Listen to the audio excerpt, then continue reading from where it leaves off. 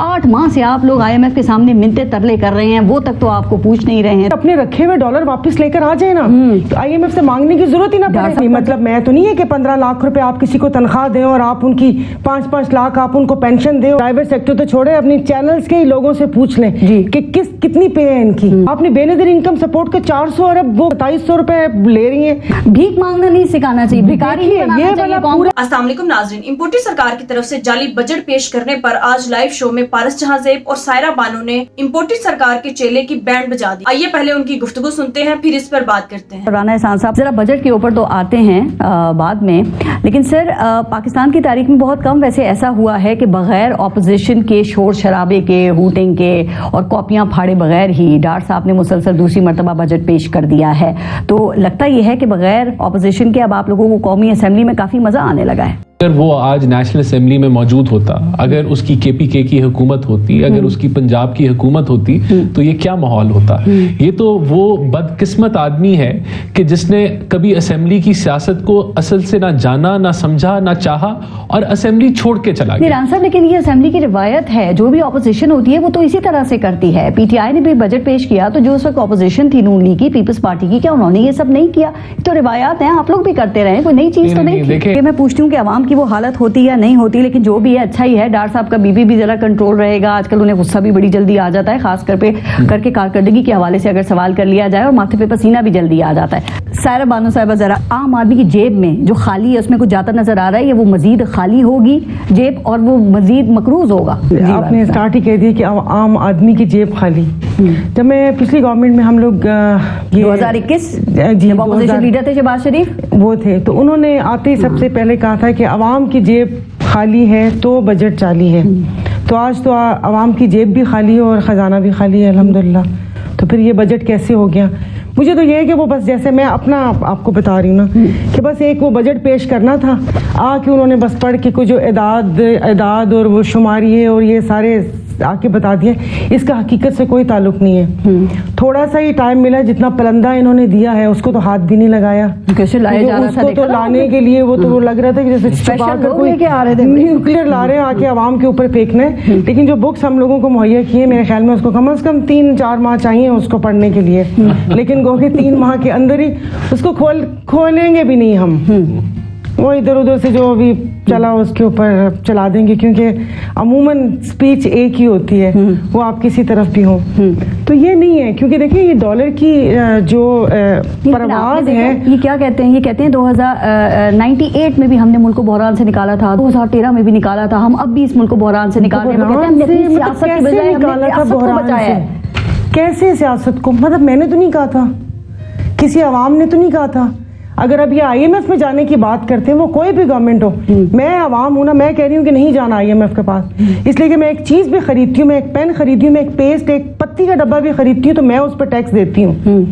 तो IMF पे मैं तो इनकी अयाशियों का मुतहम्मिल, मैं क्यों उनका बोझ उठाऊं? तो फिर क्या होगा? नहीं, मतलब मैं तो नहीं है कि 15 लाख रुपए आप किसी को तनख्वाह दें और आप उनकी 5-5 लाख आप उनको पेंशन दें, और जो 22 लाख ये 22वें ग्रेड के अफसरान हैं, आप उसको मोनेटाइजेशन में आप उसको लाखों रुपए पेट्रोल को दें, उनकी तनख्वाहों में इजाफा करें। और जो प्राइवेट सेक्टर पे, प्राइवेट सेक्टर तो छोड़े, अपनी चैनल्स के ही लोगों से पूछ लें कि कितनी पे है इनकी।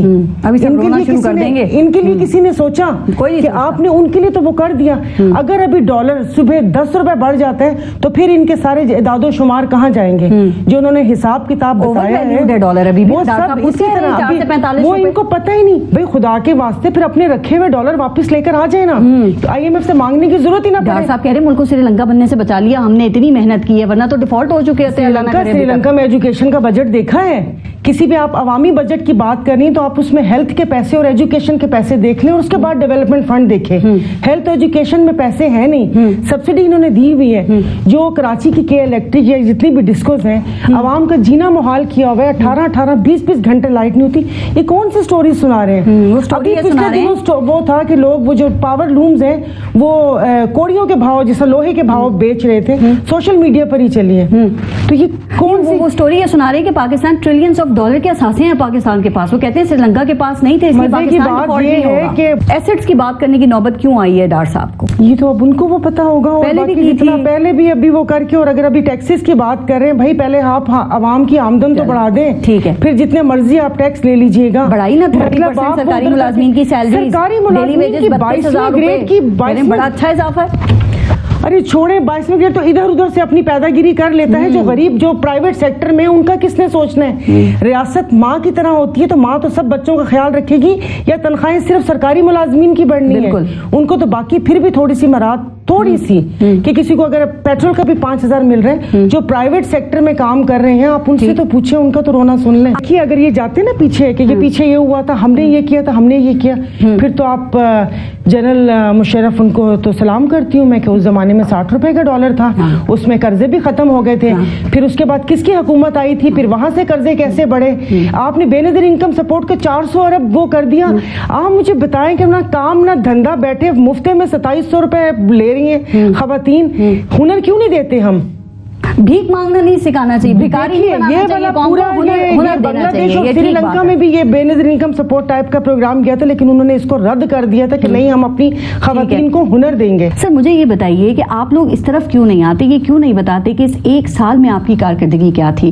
हम इस एक साल के हवाले से आपसे सवालात करने कब शुरू करें? 8 माह से आप लोग IMF के सामने मिन्नते तरले कर रहे हैं, वो तक तो आपको पूछ नहीं रहे हैं। तो पॉलिटिकल इंस्टेबिलिटी की इंतहा, और इसके अंदर देखें IMF को खत लिखे गए, आज GSP प्लस को अटैक किया जा रहा है कि ह्यूमन राइट्स की वॉयलेशन हो रही है, एक पूरा इंटरनेशनली एक पाकिस्तान की मईशत को तबाह करने का प्लान जो है मुरतब किया जा रहा है, आज भी किया जा रहा है। लेकिन इसके बावजूद हमने देखें अपनी सियासत नहीं बचाई, हम लोगों ने नहीं, मैं आपको बताता हूं कैसे खातिर अपनी सियासत कुर्बान कर दी। तैयारी थी, ये तो तैयारी थी कि आपके यहाँ पे इसाक डार मिफ्ता इस्माइल को मौरूद इल्जाम ठहराते हैं, मिफ्ता इस्माइल जो है वो इसाक डार को मौरूद इल्जाम ठहराते हैं, ये आपकी तैयारी थी। जरदारी साहब जो है ना वो कह रहे हैं कि वो 14 साल जेल में रहे और उन्होंने बड़ी मईशत का मुताला किया है और उन्होंने बड़ी किताबें वगैरह पढ़ी हैं, तो क्या वो ये तासुर दे रहे हैं कि अगला वजीर आजम जो है वो पाकिस्तान पीपल्स पार्टी का आएगा या बिलावल भुट्टो आएंगे? तो कॉन्फिडेंट बड़े हैं, लग ये रहा है कि जी बड़ा कोई मौशी प्लान है उनके मैं पास। तो पता है उस दिन ही शर्म से डूब के मर गई जिस दिन बिलावल साहब ने कहा था कि K4 का मंसूबा कराची में आया है और हमें शहबाज स्पीड की जरूरत है, और उन्होंने फरमाया कि उनके घर में टैंकर से पानी आता है। उसी दिन टैंकर से जी मेरे घर के बाहर पानी का मीटर लगा हुआ है, मॉल स्क्वायर है, वहां पर हर अपार्टमेंट के बाहर पानी का मीटर लगा हुआ है, मैं पैसे देती हूँ पानी। तो बेटा 14 साल 15 साल हुकूमत सिंध पे पीपल्स पार्टी की, आप सिंध की आवाम को तो छोड़े, अपने एरिया को पानी ना मुहैया कर सके तो कौन सी किताबें अगर मुझे भी पता चले। और हमारे वजीर दिफा, बहुत बड़ी मिनिस्ट्री है, उन्होंने ऑन द फ्लोर कहा था कि हम डिफॉल्ट हो चुके हैं। बिल्कुल कहा था। उन्होंने कहा था, उन्होंने कोई तरदीद की नहीं, उनसे किसी ने पूछा? अगर ये बात मैं कहती कि मुल्क डिफॉल्ट कर चुके हैं, वो पता नहीं मेरे साथ क्या हो चुका होता है कि तुमने ऐसा बयान मुल्क को कौम की सालमियत के लिए क्यों दिया।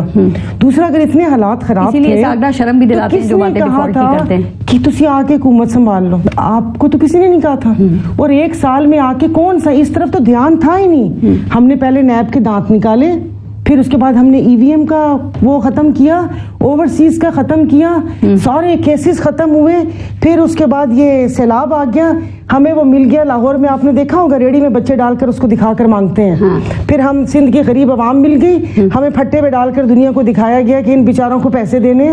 70 अरब, मैं पॉवर्टी एलिवेशन की चेयरपर्सन हूँ, NDMA से पिछले 8 महीने से पूछ रही हूँ भाईजान 70 अरब कितने खर्च कितने ने, उनके पास कोई सर्वे नहीं है। उन्होंने कहा PDMA के पास है, PDMA से सर्वे मंगवाया, कहते उन्होंने हमें सर्वे नहीं दिया। 70 अरब हमने बांट दिए, लोग पानी में थे, हामिद मीर साहब बोट में जा रहे थे लोगों तक, लेकिन लोगों ने आके अपना थंब इम्प्रेशन दिखाकर बैंक से पैसे 25,000 रुपए ले लिए। तो फिर भाई किसने कहा था? और फिर आपने कहा बादशाह सलामत जाते जाते यूं बांट के चले गए। तो फिर दूसरे बादशाह सलामत आए, उन्होंने कहा ले तू भी ऐसे PM, अपनी काबीना का हजूम लगा दिया। 80 के 86 के कल एक और हमारे मेंबर बन गए, और उसके बाद ये सारा कुछ हो गया। नाज़रीन, जहां लोगों को हुनर देने की बजाय भीख दी जा रही है और वोट के बदले पैसे दिए जा रहे हैं, तो ऐसी हुकूमत का अल्लाह ही हाफिज है। सायरा बानो का कहना था कि बजट तो पेश कर दिया गया है, लेकिन मुल्क का खजाना तो खाली है। शहबाज शरीफ ने सिर्फ इलेक्शंस में कुछ वोट हासिल करने के लिए इतना मुल्क दुश्मन बजट पेश किया है कि इनको आने वाले दिनों में इस बात का एहसास हो जाएगा। नाज़रीन, शहबाज शरीफ ने सरकारी मुलाजमीन की तनख्वाहें तो बढ़ा दी हैं, लेकिन जो बाकी 25 करोड़ अवाम है इनका कुछ भी नहीं सोचा। इसलिए अब अवाम को इदराक कर लेना चाहिए और आने वाले इलेक्शंस में अपनी वोट की ताकत से इन्हें सियासत से तो क्या मुल्क से भी बाहर निकाल फेंकना चाहिए। नाज़रीन, आपने सायरा बानो की गुफ्तगू सुनी, आपकी इस बारे में क्या राय है कमेंट में जरूर बताइएगा। अगली वीडियो में मिलते हैं, तब तक के लिए अल्लाह हाफिज।